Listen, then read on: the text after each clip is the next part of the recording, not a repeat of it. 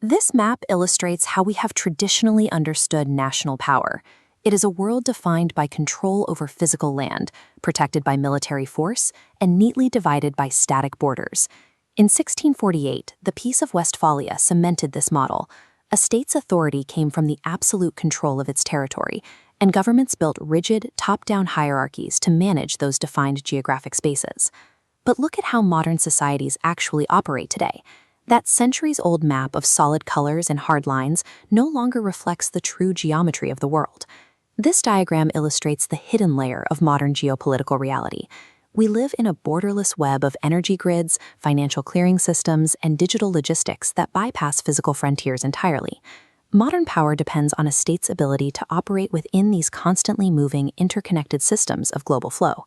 This diagram shows what happens when a localized disruption strikes a single point in our modern infrastructure. Because these networks are tightly coupled, an isolated event rarely stays isolated. The failure instantly bleeds across sectors, jumping from power grids into communication lines and financial markets. A minor data hiccup on one side of the globe can interact unpredictably with automated logistics on the other, compounding into widespread social panic in a matter of hours. Traditional, hierarchical governments are built to manage contained events. When forced to confront these network speed crises, they often face complete paralysis. Fragmented institutional departments and paper-based bureaucracies require days or weeks to coordinate a response. The cascading failures they are trying to stop move at the speed of light.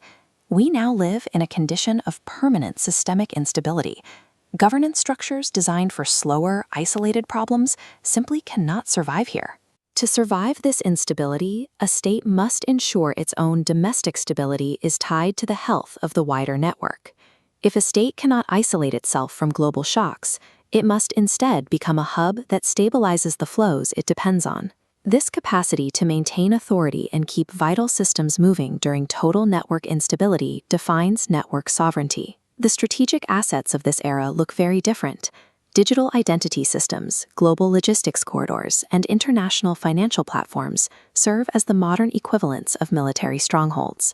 This diagram illustrates the leverage a state acquires when it positions itself as an indispensable node. When a nation controls the hub that clears global trades or routes crucial supply chains, its failure would crash the wider system. When a nation manages the essential traffic of the global economy, it acquires structural influence.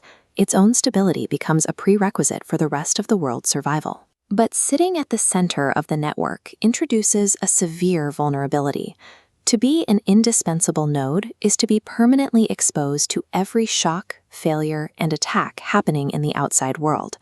The Aquarian Systematic Resilience Doctrine, or ASR, was developed specifically for this reality. It operates on a very pragmatic premise. In a tightly coupled global system, trying to eliminate instability is impossible. Since shocks cannot be prevented, systems must instead be designed to absorb them. This schematic demonstrates the ASR doctrine in action. When a primary system is heavily degraded, the architecture dynamically recalculates. It reroutes critical flows, data, energy, capital, around the damage, maintaining command continuity without missing a beat.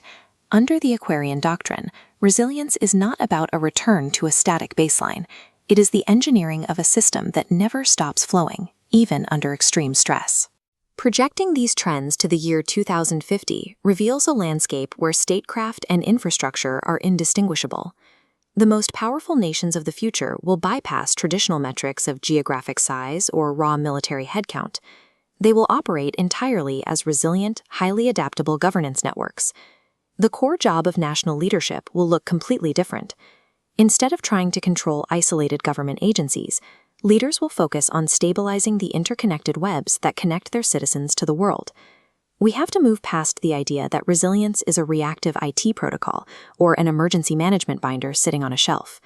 In this architecture, governance functions as a stabilizing mechanism for the network. Sovereignty remains intact through the sheer continuity of flow, allowing a state to dictate the stability of the world around it.